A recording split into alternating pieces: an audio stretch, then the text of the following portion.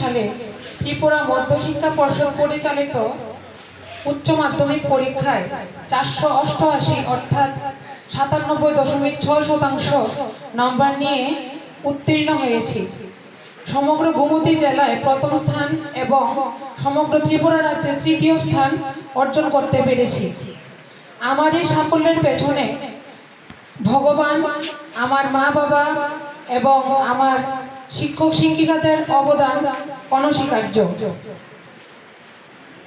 আমি আশা রাখছি ছোটদের কাছে যাতে আগামী দিনগুলিতেও পম্পিনগর উচ্চতর মাধ্যমিক বিদ্যালয়ের নাম উজ্জ্বল হয়ে থাকে। সবাই যেন ভালোভাবে পড়াশোনা করে। আর ওদের কাছে আরেকটা আশা, ওরা যেন এমনভাবে পড়াশোনা করে যাতে আগামী দিনগুলিতেও টপ 10 লিস্টে যাতে পম্পিনগর এইচএস স্কুলের নামটা থাকে। আর পড়াশোনা সারাদিন করলে যে পড়াশোনা হবে এমনটা নয়, পড়াশোনা একটা টাইম করে করে করতে হবে।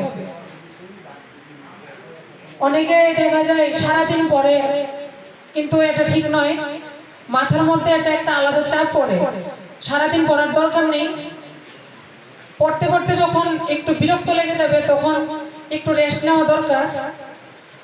আর আমি দিনে 5 থেকে 6 ঘন্টা পড়াশোনা করেছি।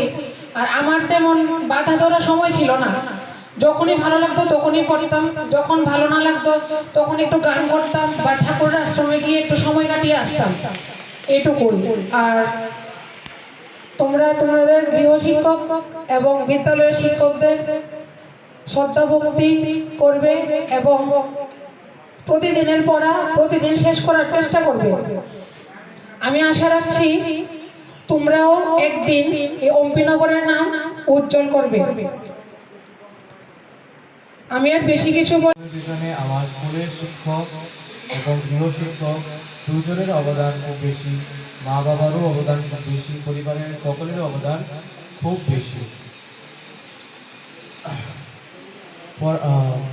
মাধ্যমিকে বেশি নাম্বার পেতে হলে, মানে বেশি পড়াশোনা করতে হলে দিনে 5-6 ঘন্টা বা 6-7 ঘন্টা পড়লে চলবে, মনোযোগ দিয়ে পড়তে হবে।